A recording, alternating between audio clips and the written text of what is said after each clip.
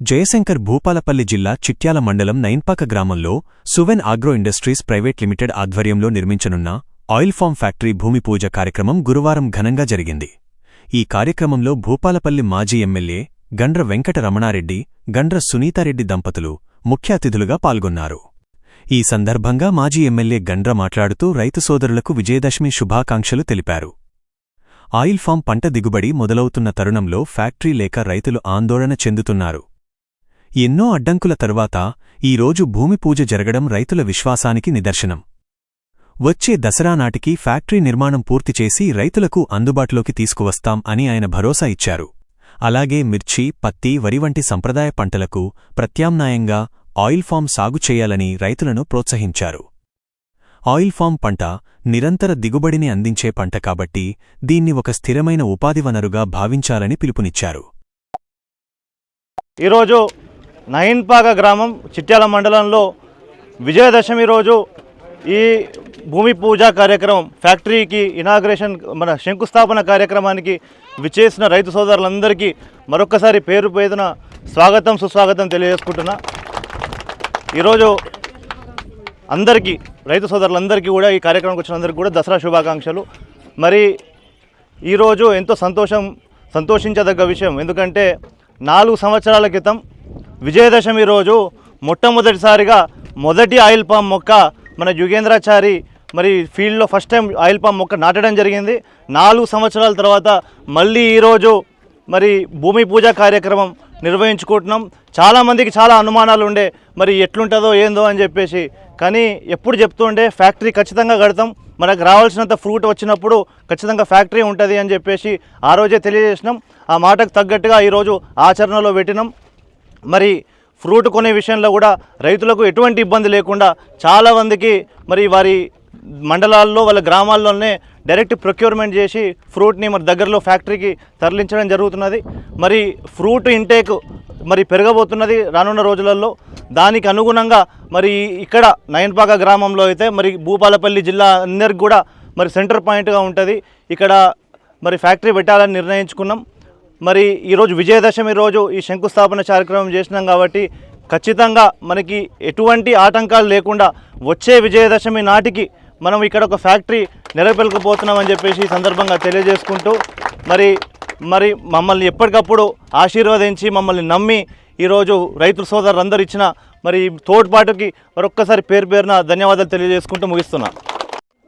ఈరోజు ఇక్కడికి విచ్చేసినటువంటి రైతు సోదరులందరికీ కూడా విజయదశమి శుభాకాంక్షలు. మీ అందరికీ విజయదశమి శుభాకాంక్షలు. ఈరోజు ఈ యొక్క ముహూర్త కార్యక్రమాన్ని ఎంచుకోవడానికి ప్రధాన ఉద్దేశం ఏంటంటే 4 సంవత్సరాల క్రితం మొట్టమొదటిసారి మన ప్రాంతంలో ఆయిల్ ఫామ్ను ఇంట్రడ్యూస్ చేయడం జరిగింది. ఎదురుగుండేటువంటి యుగేంద్రాచారి భూపాలపల్లి కాసింపల్లిలో మొదటి చెట్టు అక్కడ పెట్టడం జరిగింది. తర్వాత చాలామంది రైతులు మరి ఆనాడు ఇక్కడి నుంచి మనం ఫీల్డ్ విజిట్ తీసుకెళ్ళి రైతులందరికీ కూడా ఒక అవగాహన కల్పించడం జరిగింది. అందులో చాలామంది రైతులు ముందుకొచ్చి ఈరోజు మరి పెట్టడం జరిగింది. ఇప్పుడిప్పుడే మన యొక్క పెట్టినటువంటి చెట్ల నుంచి మన ఆయిల్ ఫామ్ గెలలు వస్తూ ఉన్నాయి. మరి చాలామంది రైతు సోదరులు మొదట్లో నమ్మకం లేకుండే దాన్ని చెట్లు పెట్టి ఇంటర్ క్రాప్ పెట్టి మిర్చి పెట్టి దానికి అంత మంచి బంధాలు పోసి చెట్లను పెరగకుండా చేస్తే మరి ఎట్లయినా మనిషి ఎట్లనో చెట్టు కూడా అంతే. మనిషి మంచిగా ఫ్రీగా ఉన్న మనిషి ఎట్లుంటాడు, బాగా కట్టి తాళ్ళు పెట్టి కట్టేటట్టు అట్లనే ఉన్నది. ఇప్పుడు నమ్మకం కలిగింది.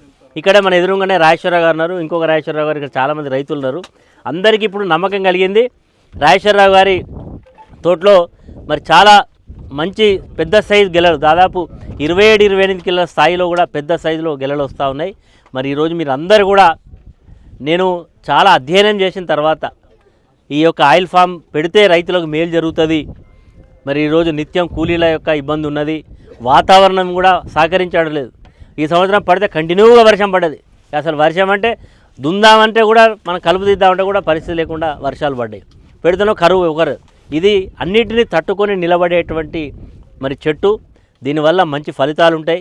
ఈరోజు ఇండోనేషియా కానీ మలేషియా లాంటి దేశాలలో చాలా పెద్ద మొత్తంలో పెట్టి ఈరోజు వాళ్ళు మరి మన దేశాలకు పెద్ద ఎత్తున ఎగుమతి చేస్తూ ఉన్నారు.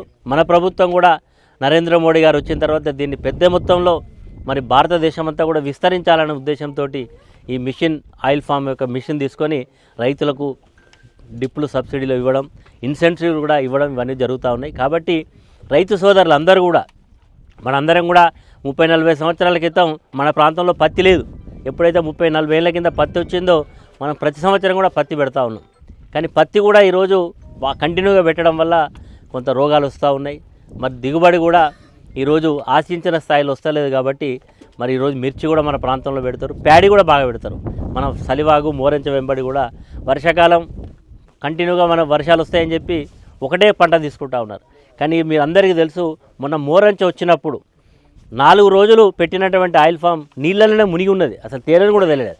4 రోజుల తర్వాత తేలింది. తర్వాత ఇప్పుడు మరి ఏ రకంగా ఉన్నది చూస్తే అంటే ఈరోజు వాటర్ను కూడా తట్టుకొని ఉండేటువంటి లక్షణాలు ఉండేటువంటి చెట్టు. కాబట్టి మోరంచ వెంబడి కూడా పెట్టుకోవడానికి ఇది అనువైనటువంటి ప్యాడీనికి కన్వర్ట్ అయ్యి మరి ఆయిల్ ఫామ్కి పోతే బాగుంటుందని ఈ సందర్భంగా రైతు సోదరులకు సూచన చేస్తూ మరి పెద్దలు రాజేశ్వరరావు గారు వారు అదేవిధంగా ఇంకో సమ్మయ్య గారు ఇద్దరు కూడా చిట్యాల మండలం, మొగులపల్లి మండలం, అదేవిధంగా రేగొండ మండలం మరొక గూడపల్లి రాజేశ్వరరావు గారు అందరూ కూడా వచ్చారు. వారి అనుభవాలు కూడా చెప్పాలి. ఎందుకంటే మేము చెప్తే మొదట్లో కొంచెం అనుమానం ఉండేదో పెడుతున్నారు ఇది అవుతుందా అని. అది ఫ్యాక్టరీ విషయంలో కూడా చాలా అనుమానం.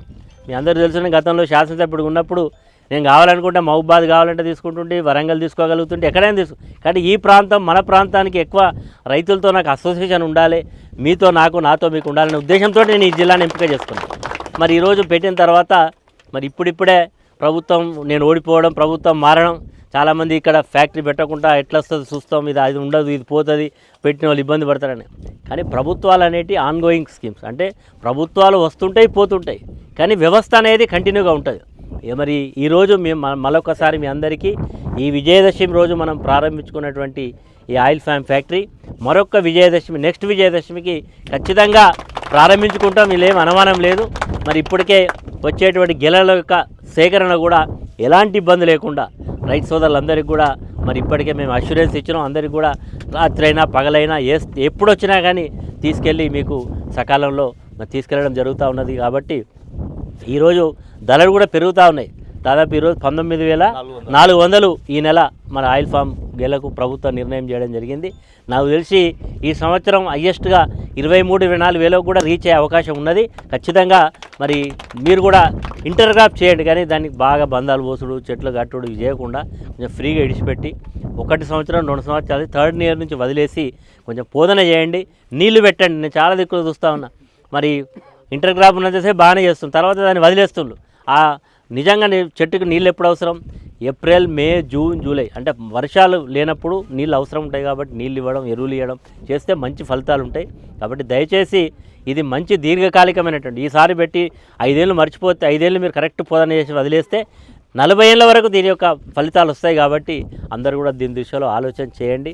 మరి మీ అందరికీ ఈరోజు పండుగ విజయదశమి, మనకు దసరా తెలంగాణ ప్రాంతంలో పెద్ద పండుగ అయినా మన రైతు సోదరులందరూ కూడా వచ్చి ఈ కార్యక్రమంలో పాల్పంచుకున్న మీ అందరికీ కూడా పేరున హృదయపూర్వక కృతజ్ఞతలు, ధన్యవాదాలు.